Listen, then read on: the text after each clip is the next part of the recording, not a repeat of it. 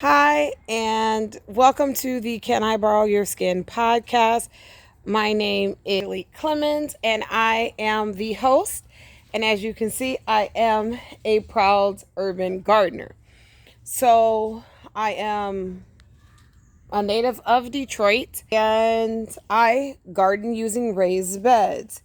And I do this because one, it's easy for my home, and two, you could do this at work if you have people who are food insecure and you have limited amount of space. Generally, I start my garden from seeds. I have a lot of seeds from my family, especially heirlooms like those of Native American indigenous descent. And I also have a lot of family from the southern parts of the state. And so I tend to have seeds from both communities. And actually, interestingly, this year, you can see I have a bunch of squash. If you are not a gardener, you will not necessarily notice that these are the leaves of a squash, but I do have a lot of squash seeds and squash plants. I'm going to back up. You can see from this that not only are they big, but they do sprawl out. They are what we call plants that need to spread. And when you are planting a garden, including an urban garden, there are several things that you have to consider.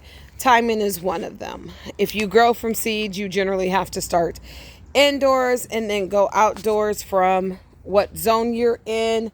I am in a place here in the Metro Detroit area where you have to start inside with seed and then come outside and plant into the ground, whether you're doing raised beds directly into the ground or you are doing pots or planters.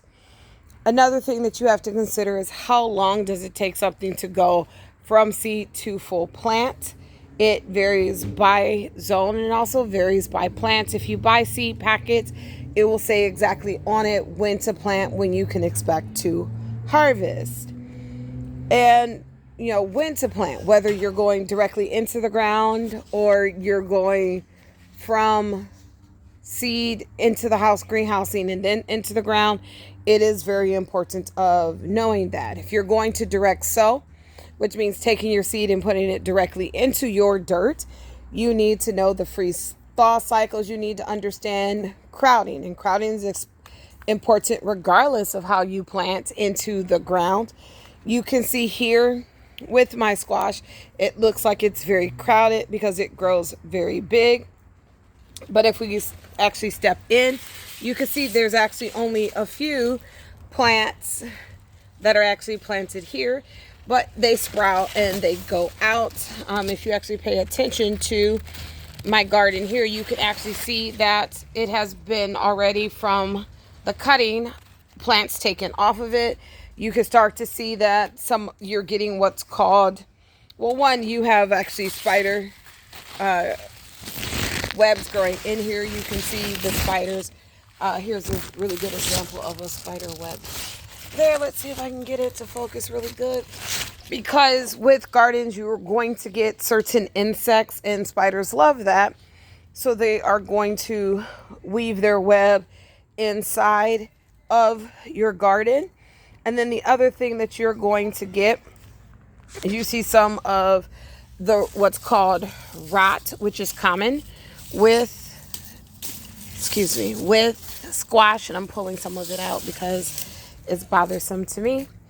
And that's actually very common. It's like a moss that happens and grows with certain kinds of squash, and you will get yellowing from that. So I'm going to go ahead and pull some of that out.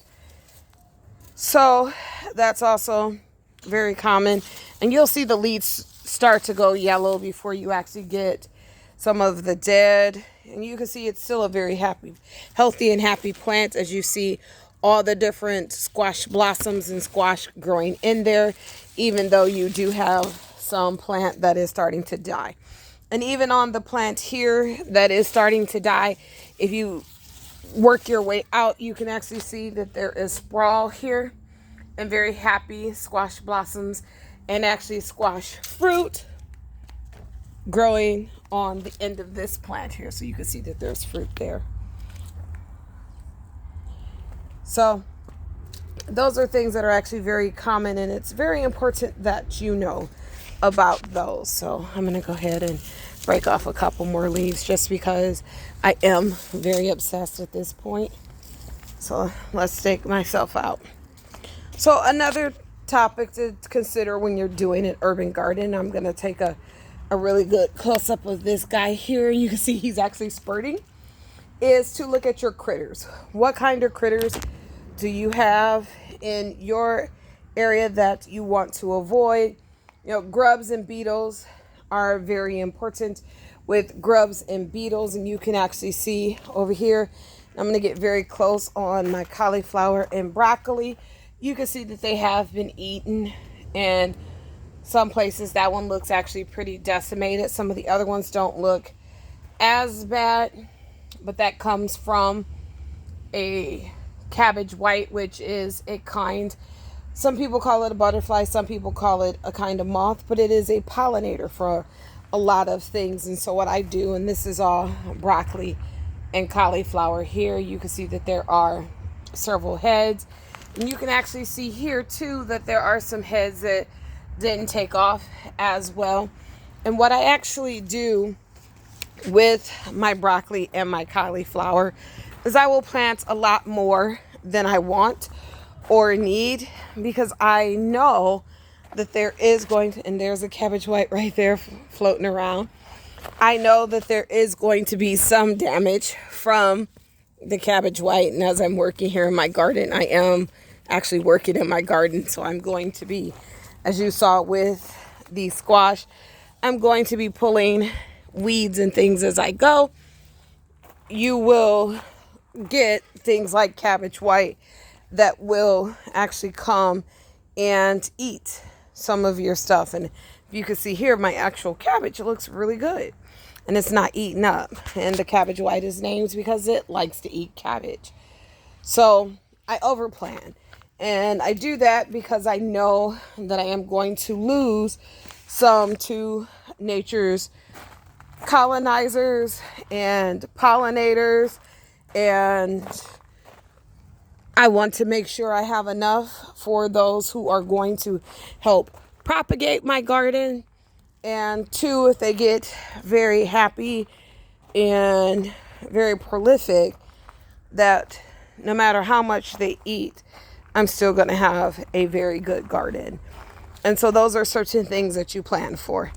And this bad boy right here that I showed you earlier, it's called a hoont. And I am not paid by hoont. I am not saying that they are the best thing out there. I am saying that they are an option. And the thing with the hoont, they will actually deter some of your flying annoyances like the cabbage white. It will go off for that because it just looks for things that breaks their plane, and they will just go ahead and just spray a spray of water. You can actually see that my fence is wet there, and so it starts from there, from where I set it, and it will go and span my complete garden, and then it goes back to the beginning. If there's still something there, it will keep going until there's nothing that it detects. The thing with mechanisms like the hoont, they're non-discriminate. They will do flying, they will do walking.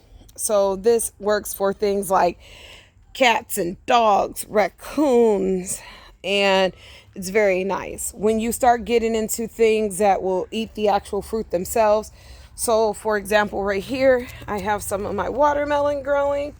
I'm very, very proud of my watermelon because this is the very first year that I've been able to get my watermelon to grow. You will actually see them, and I'm going to get close up so you can see. They are actually kind of shiny. And they're kind of shiny because I put castor oil on them.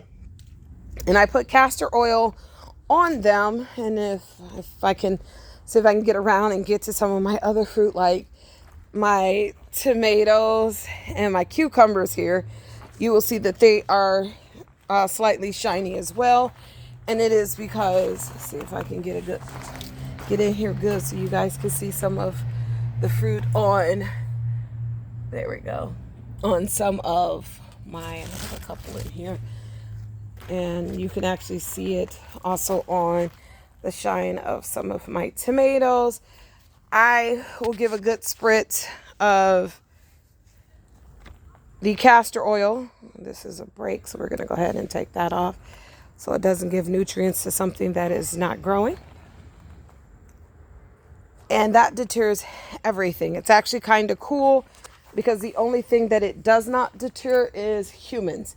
Castor oil is an asphyxiant to everything else. So cats, dogs, raccoons, deer. It's actually very, very popularly used in a lot of suburban areas for deer. So if you are having an issue with those sorts of things, please consider using castor oil. It just deters them away. It does not kill them and they don't come back. If you are in certain regions of the U.S. where the Japanese beetle was very, very popular, then you know that they will come through and almost like baby locusts, get rid of entire communities of plants. And they would just sit on a leaf and completely eat everything on the leaf.